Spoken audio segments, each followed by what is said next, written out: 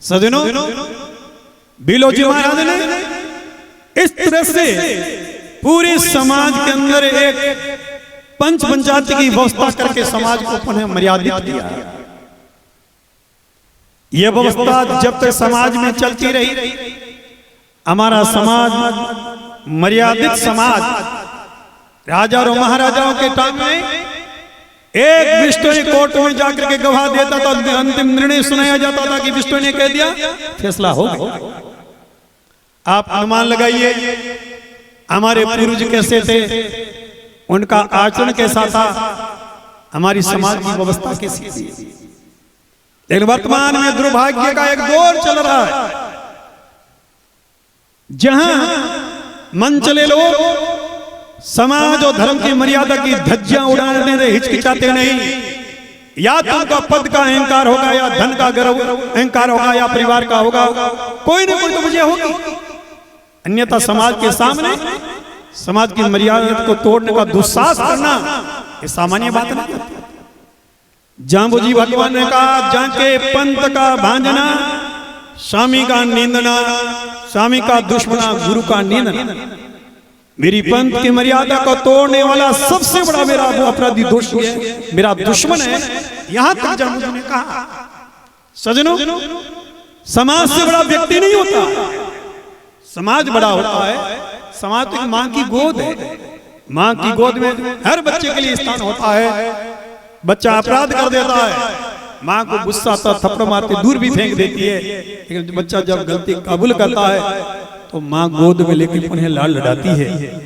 जब जब समाज में इस तरह से मर्यादाओं का अतिक्रमण हुआ तो सजनों, समाज ने उस लोगों को दोषी मान के दंडित किया और गुनाह को कबूल किया, तो समाज ने उनको माफ भी किया था। लेकिन सजनों, व्यक्ति समाज के अंदर मान्य तब होता है, मंच पे बैठा हुआ व्यक्ति बोलता है, सामने वाले जब सुनते हैं तो बोलने वाला का उत्साह होता है, बोलने वाले की हिम्मत बढ़ती। अगर सामने वाले बैठे हुए लोग बोलने वाले का विरोध करेंगे तो बोलने वाले की हिम्मत नहीं होगी। बड़ा समाज किसी व्यक्ति को बनाता है, न कि व्यक्ति बड़ा होता है।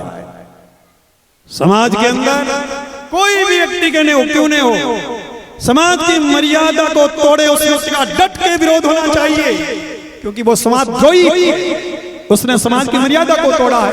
और समाज की मर्यादा को तोड़ने वाले के लिए समाज के मंचों पे ऐसे लोगों के लिए स्थान होना नहीं चाहिए। ये तब संभव होता है जब समाज संगठित होकर के ऐसे धर्म की धज्जियां उड़ाने वाले समाज की मर्यादा को तोड़ने वाला का एक मत होकर के कंधे से कंधा मिलाकर जब विरोध करते हैं तो सजनों, समाज की मर्यादा की रक्षा होती है। आपके गांव के अंदर निहाल चंद हिरण के लिए शहीद हुआ, एक नहीं था, बहुत से थे, लेकिन शहीद एक हुआ। समाज जब संगठित हुआ, किसी ऐसे सैनिक को प्रथम बार शौर्य पुरस्कार मिला। कब मिला? जब समाज संगठित था। संघे शक्ति कलयुगे, कलयुग में संगठन में ताकत आती है। अगर संगठित होकर के समाज किसी भी मर्यादा को तोड़ने वाला का जब विरोध करता है तो सदनों उसकी हिम्मत नहीं होगी, उसका उत्साह नहीं बढ़ेगा। एक व्यक्ति का अगर डट के विरोध करोगे, किसी मंच ले दूसरे व्यक्ति की हिम्मत नहीं होगी, क्योंकि वो जान चुका होगा समाज में समाज की मर्यादा तोड़ने वालों के लिए कोई स्थान नहीं। एकांकी जीवन व्यतीत करना बड़ा जटिल, बड़ा कठिन होता है। सामाजिक प्राणी होने के नाते व्यक्ति समाज से कट के रह नहीं सकता। इसलिए सजनों, वर्तमान में सजग होने की जरूरत है, सावधान होने की जरूरत है। अगर जिसे हम जिम्मेवार समझते हैं, जिम्मेवार व्यक्ति समाज की मर्यादा को तोड़ता, समाज की धर्म की धज्जियां उड़ाता, सजनों, चमचे लोग उनकी चमचागिरी करने के लिए तैयार रहते हैं। और वो चमचे लोग थोड़ी बहुत भावना रखने वाले लोगों का उत्साह जो होता है उसका उनका मनोबल गिराने का भरसक प्रयास करते हैं, क्योंकि लोग तुच्छ स्वार्थों के अंदर अपने जमीर को गिरवी रख देते हैं और उनका निजी स्वार्थ सजता है। चाहे धर्म की धज्जियां उड़े, चाहे समाज की मर्यादाएं टूटे, समाज किसी दिशा में जाए, उन लोगों को कोई उससे सरोकार नहीं, क्योंकि वो अपने निजी स्वार्थ में संलिप्त रहते हैं। इसलिए बुद्धिमान इंसान को चाहिए जहाँ धर्म, संस्कृति, सभ्यता, परंपरा, समाज की मर्यादा का प्रसंग आए, उस समय समाज को एक कंधे से कंधा मिला करके ऐसे मंचों का विरोध करना चाहिए ताकि समाज की मर्यादा न टूटे, समाज की मर्यादा, पंथ की मर्यादा, गुरु के धर्म की रक्षा हो सके। और ऐसा अगर बातें तो जानना चाहिए हम लोग सजग हैं, हम लोग सावधान हैं। सजनों, अतीत का इतिहास इस बात का गवाह है, जब जब किसी ने ऐसा दुस्साहस किया, समाज में डट करके ऐसे लोगों का विरोध किया और उन लोगों को मुंह के बल गिरना पड़ा और कबूल करना पड़ा, हम गलत थे, हमने त्रुटियां की, इसलिए समाज ने हमें सचेत किया, हमें सावधान किया। सजनों, जब तक समाज संगठित होकर के कोई निर्णय नहीं ले लेता, तब तक न तो किसी बुराई को रोका जा सकता है, न किसी कुरीति को रोका जा सकता है, न नशा वृत्ति को रोका जा सकता है। हम अगर ये प्रतीक्षा करते रहेंगे कि मेरा क्या बिगड़ेगा, मेरा क्या बिगड़ गया, मेरा क्या नुकसान हो रहा है, ये हमारी नकारात्मक सोच बड़ी घातक साबित होगी और देखते देखते समाज है वो बिखर जाएगा। एक छोटी सी मैं घटना बतलाता हूं, आप दिल और दिमाग में बैठाने की चेष्टा करना। एक गांव के अंदर एक चोर ने चोरी की और प्रातःकाल पड़ोसी को जब पता चला कि मेरे पड़ोसी की चोरी हो गई, पड़ोसी बड़ा खुश हुआ, बहुत अच्छा, इसको धन का बड़ा घमंड था, ठीक हुआ, इसके घर में चोरी लुट गया, अच्छा। पड़ोसी के चोरी हुई, पड़ोसी जो है वो खुशी मना रहा है। एक दो दिन बीते, जो खुशी मना रहा है उसके घर में भी चोरी होगी, तो अगले पड़ोसी को पता चला, वो भी खुशी मनाने लगा। थोड़े दिन बीता, अगले के चोरी हो गई और हो गई, ऐसे करते करते आधे गांव में चोरियां हो गई। तब गांव के लोगों को लगा रही है तो हर घर में आए दिन चोरी हो रही है, तो बड़ा नुकसान हो रहा है, क्या करें। एक दिन एक संत आ गए, संत के सामने गांव वालों ने बात रखी, महाराज हमारे यहाँ तो आए दिन यहाँ घर में चोरी हो जाती, तो चोर पकड़ में नहीं आता। संत ने कहा तुम्हारे गांव में चोरी रुक सकती है, लेकिन तुम्हें एक काम करना पड़ेगा। क्या काम करना पड़ेगा? कि 5,000 रुपए मेरे को दे दो, तुम्हारे गांव की चोरी मैं रुकवा दूंगा। गांव वालों ने कहा अगर चोरी रुक जाए तो 5,000 तो कोई मोटी बात नहीं, लाखों रुपए हर दिन चोरी हो रही। गांव वालों ने इकट्ठे होकर 5,000 रुपए महात्मा जी को दिए, महात्मा जी लेके चले गए। 1 महीने तक आए नहीं और जितने में कई घरों में और चोरी हो गई। 1 महीने के बाद महात्मा जी आए, कहा महाराज जी आप करे तो चोरी रुक जाएगी, हमारे गांव में तो चोरी रुकी नहीं। कहा भैया 5,000 रुपए और देने पड़ेंगे, वो 5,000 कम पड़ गए। तो गांव वालों ने 5,000 रुपए और दिए, 10,000 हो गए। महात्मा जी लेके चले गए। 15 दिन तक आए नहीं, चोरी रुकी नहीं। गांव में हलचल हुई, बाबा पहली बार आया 5,000 रुपए लेके चला गया, चोरी रुकी नहीं। दूसरी बार आया 5,000 लेके चला गया, रुकी नहीं। 15 दिन बाद महात्मा जी तीसरी बार आए। गांव वालों को पता चला ये बाबा भी कम नहीं, ये तो खुली आंखों में धूल झोंक रहा। बाबा को दूर से आते देखा तो हर घर से एक जवान निकला, हर जवान के हाथ में लट्ठी थी। जैसे महात्मा को आते देखा, गांव वाले सारे टूट आगे, महात्मा पीछे, पूरा गांव। गांव वालों को लठ लेकर के आते देखा तो महात्मा पहाड़ी पे चढ़ गए।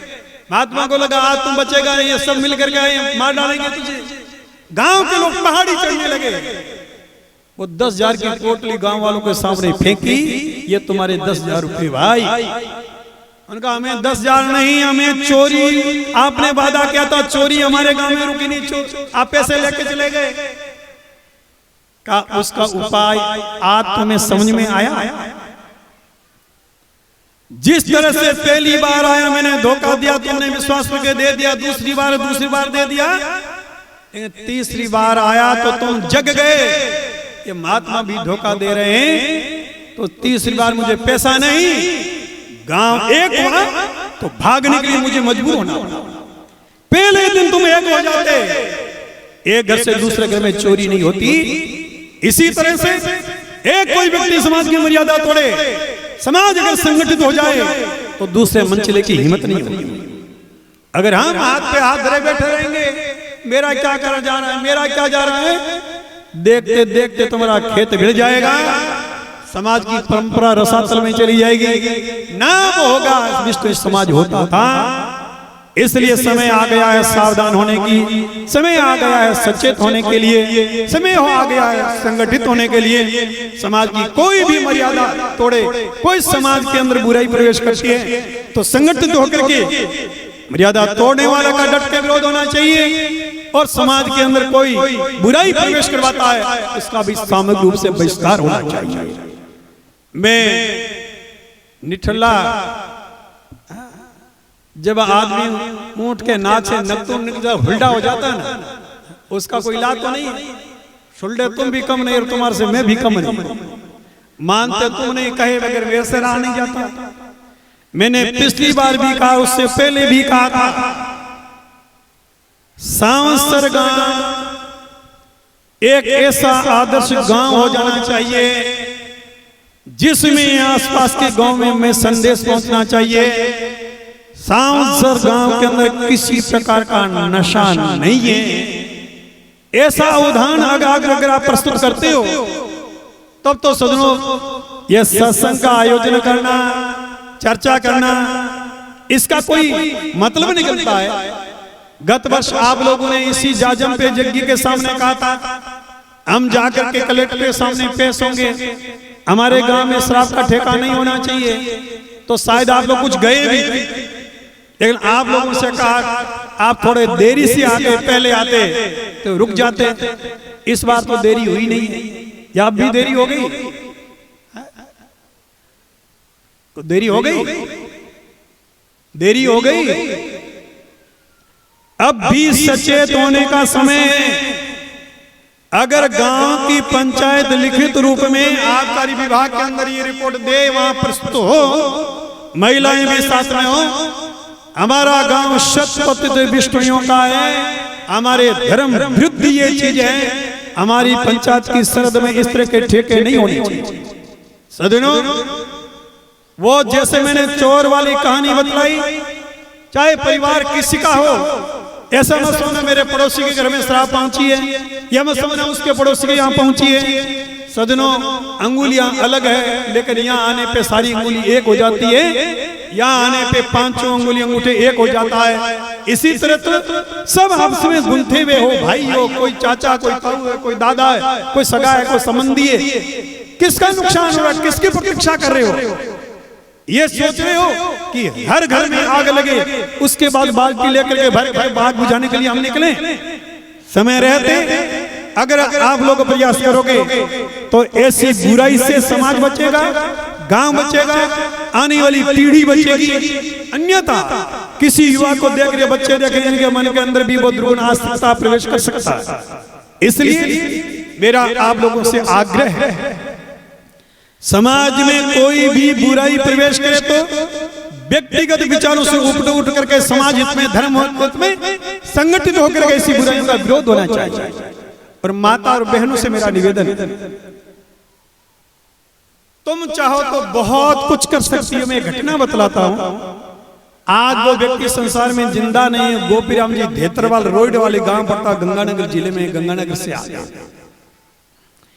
मैं रोयडा वाली कथा कर रहा था, उनकी पुत्र वधू आई, घी होम करके बेटे मेरे को कहा गुजिया मेरी बेटी, बेटे की बहू को कहा मेरी बेटी।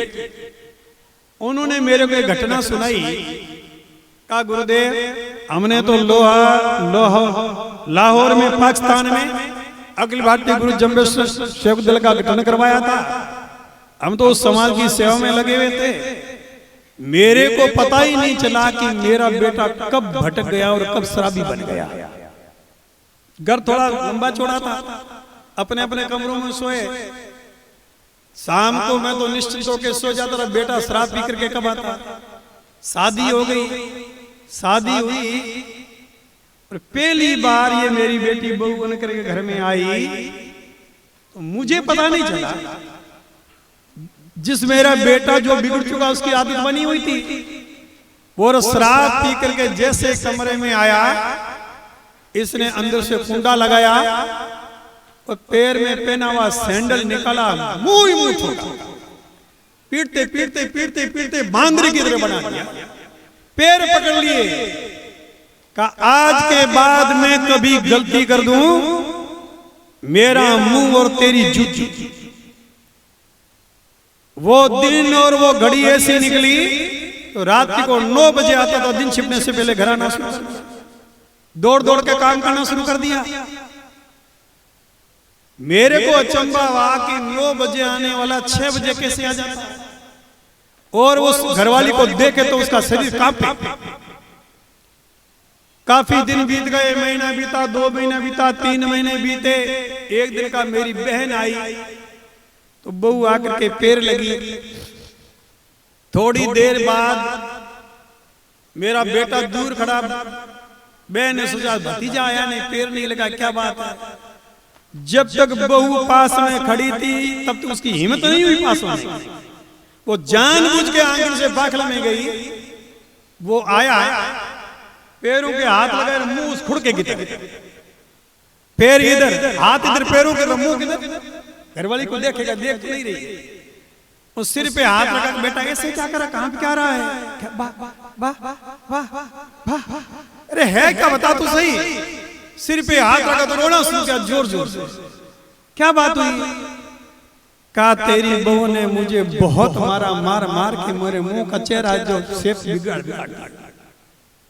इतना कह दे ही जो भुएर सासू जो मन में आए वो को गालियां निकालने लगे। वो गोपी राम जी कहने लगे, मैंने आकर के कहा तू इसकी बुआ है कि दुश्मन है? अरे इसकी तो आरती उतार, भूत को देवता बना दिया, बिगड़े हुए इंसान को इंसान बना दिया, मुख्य धारा में ले आए। लेकिन ज्यादा मेरी बहन बकने लगी तो मैंने कह दिया, बेटा तू तेरे मंदिर में जाया कर, पूजा किया कर, अगर इसकी इच्छा है तो ज्यादा क्यों कर रही है। वो कहने लगी, गुरुदेव मैं मंदिर आने शुरू हुए, छोटे छोटे बच्चे आने शुरू हो गए, 10 है 20 है, कब तक बच्चों की एक टोली तैयार हो गई। सजनों, मैं माता और बहनों से ये घटना इसलिए सुना रहा हूं, शरारी कितना भी ताकतवर आदमी हो, शराब पीने के बाद एक जूत मारना पेड़ पकड़ लेगा, एक जूत। मैं तो कहता हूं पहले दिन जमा के ऐसी आरती करना कि पड़ोस में के घर में किसी को पता नहीं चले, जमा के ऐसी करना ताकि पता चले हाँ घर में कोई जिंदा भी है, घर में सजग भी कोई है। और इसलिए अगर समाज को, सभ्यता को, संस्कृति को, परंपरा को बचाना चाहते हो तो हमें सजग होना पड़ेगा, हमें सावधान होना पड़ेगा। कोई भी ऐसी बुराई जो समाज स्तर पे नुकसान पहुंचाती हो, उसका संगठित होकर के आपका विचार मिले या ना मिले, आना जाना हो या नहीं हो, धर्म और समाज के लिए सब कुछ भूल करके ऐसे कामों में एक हो जाना चाहिए। एक होकर के आगे बढ़ोगे तो आने वाली आपकी पौध बचेगी, आपका धर्म बचेगा, आपकी संस्कृति बचेगी, आपका बुढ़ापा सुखद होगा, आपकी औलाद एक दिन आपकी सेवा करेगी, आपको भी लगेगा समय रहते हम सावधान हुए थे, इसलिए मेरा परिवार बच गया, मेरी औलाद बच गई, मेरा समाज बच गया, मेरा गांव बच गया। सजनों, बुद्धिमान इंसान को समाज हित में कोई भी निर्णय हुआ टीका टिप्पणी नहीं, टीका टिप्पणी करने वाले का विरोध होना चाहिए। तू कौन होता, तू समाज की मर्यादा के विरुद्ध बात करने वाले का डट करके विरोध होना चाहिए। अन्यथा मंचले लोग दूसरों को घर में आग लगा करके अपने घर में होली मनाते हैं, खुशी मनाते हैं।